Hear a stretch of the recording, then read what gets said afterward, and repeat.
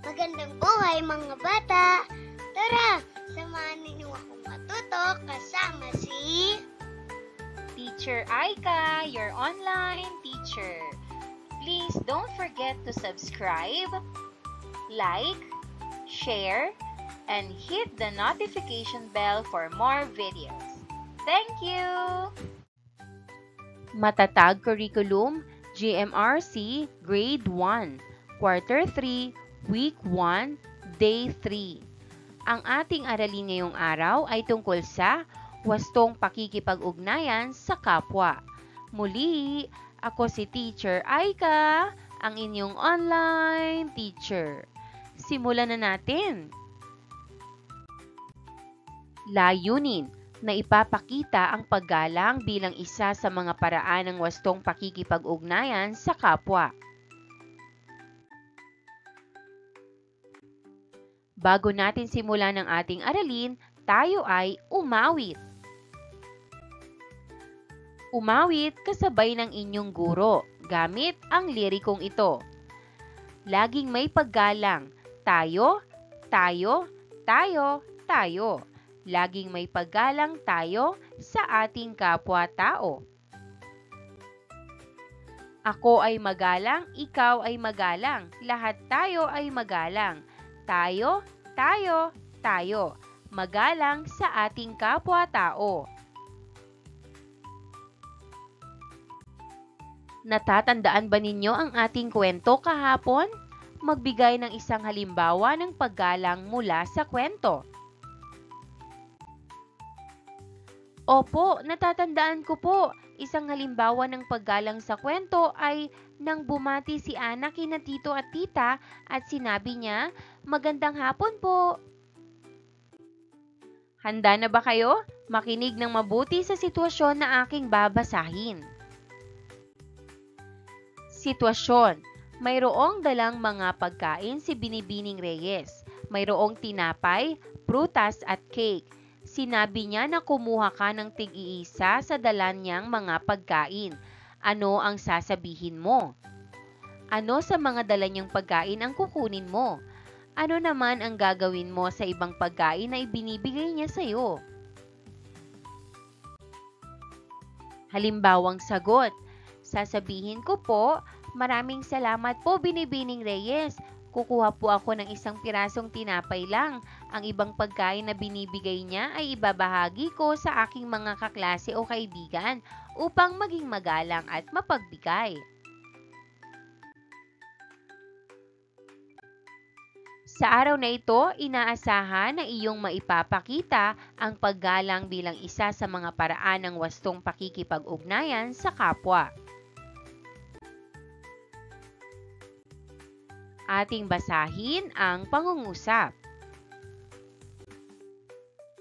Naipapakita ko ang paggalang bilang isa sa mga paraan ng wastong pakikipag-ugnayan sa kapwa. Ulitin natin, naipapakita ko ang paggalang bilang isa sa mga paraan ng wastong pakikipag-ugnayan sa kapwa. Sino sa inyo ang nagpapakita ng paggalang bilang isa sa mga paraan ng wastong pakikipag-ugnayan sa kapwa?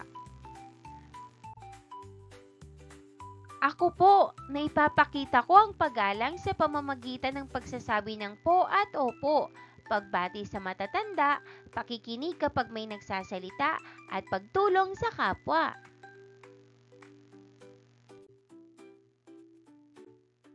Ngayon ay pumili ng kapareha at ipakita ang pag-aalang base sa sitwasyon na babanggitin ko. Handa na ba kayo? Sitwasyon. Umiiyak ang kapareha mo sa isang gawain. Ano ang sasabihin mo o ipapakita mo? Sagot.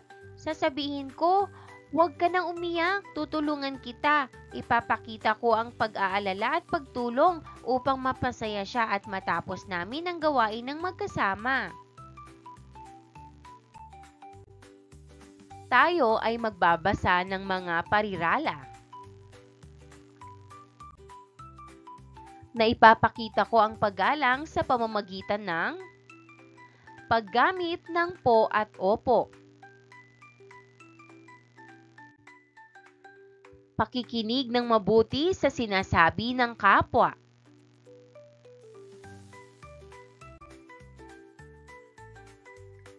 Gumagamit ng mahinang boses tuwing nagsasalita.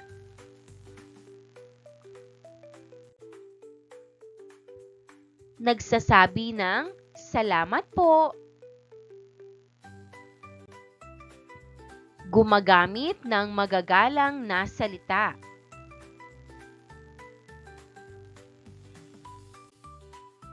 Bumalik muli sa kapareha, gawin ang sumusunod. 1. Pumili ng isang paraan ng paggalang mula sa ating binasa. 2. Sabihin ang piniling paraan sa kapareha. 3. Isakilos ang piniling paraan. Mga bata, tumawag ng kapareha na nais magbahagi ng inyong pinag-usapan sa harap ng klase.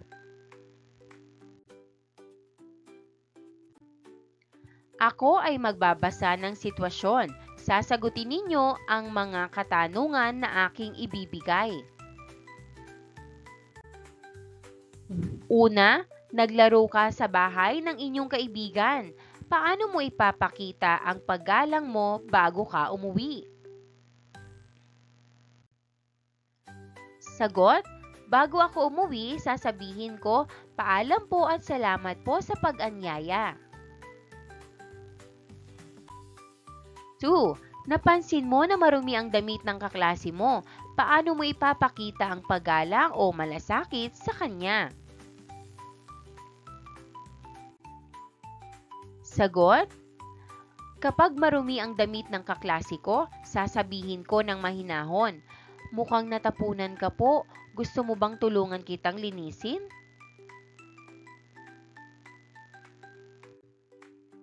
3. Kinakausap ka ng kaklase mo tungkol sa nararamdaman niyang lungkot dahil sa pagkawala ng kanyang aso. Paano mo ipapakita ang paggalang o malasakit sa kanya?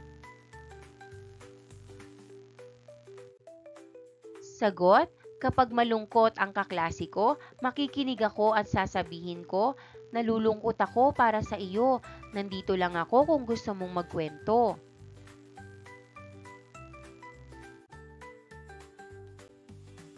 Makinig sa aking mga tanong at sagutin ito gamit ang salita at kilos.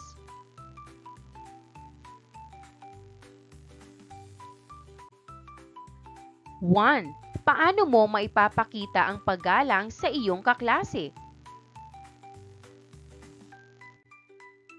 Sagot, sa aking kaklase, nakikinig ako kapag siya ay nagsasalita at magalang akong nakikipag-usap. 2. Paano mo maipapakita ang paggalang sa iyong guro? Sagot, sa aking guro, gumagamit ako ng po at opo at sinusunod ko ang kanyang mga tagubilin. 3. Paano mo maipapakita ang paggalang sa nakatatandang miyembro ng iyong pamilya? Sagot, sa nakatatandang miyembro ng pamilya, tinutulungan ko sila sa gawaing bahay at magalang akong bumabati at nakikinig sa kanila. Panuto, punan ang mga patlang ng mga pangungusap. Gawin ito ng may tiwala sa sarili sa pamamagitan ng aktibong pagsagot at tiyak na pakikibahagi.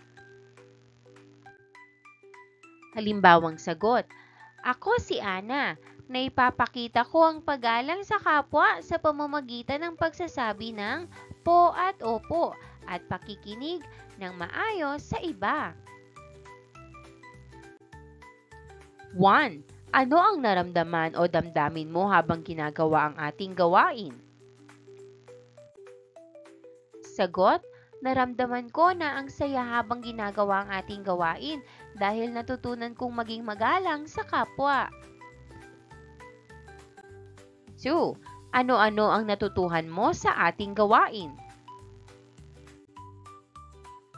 Sagot, natutuhan ko na laging gumamit ng magagalang na pananalita at marunong makinig sa iba.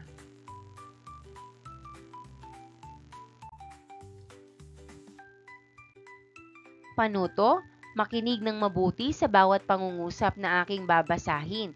Isulat sa iyong kwaderno ang check kung tama at X naman kung mali ang pahayag.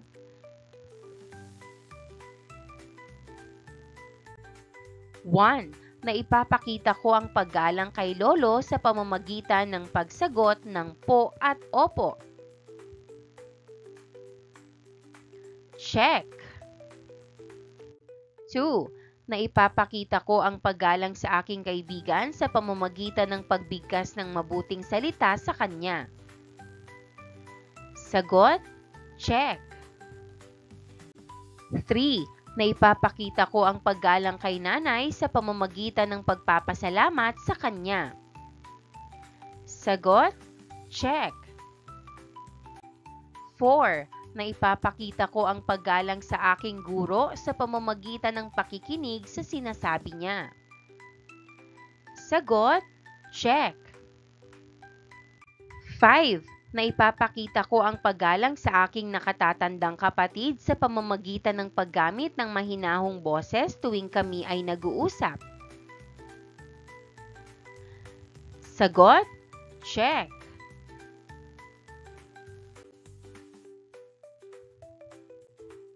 Panuto, isulat sa iyong kwaderno ang isang salita na ginagamit mo na nagpapakita ng paggalang. Maraming salamat sa panonood!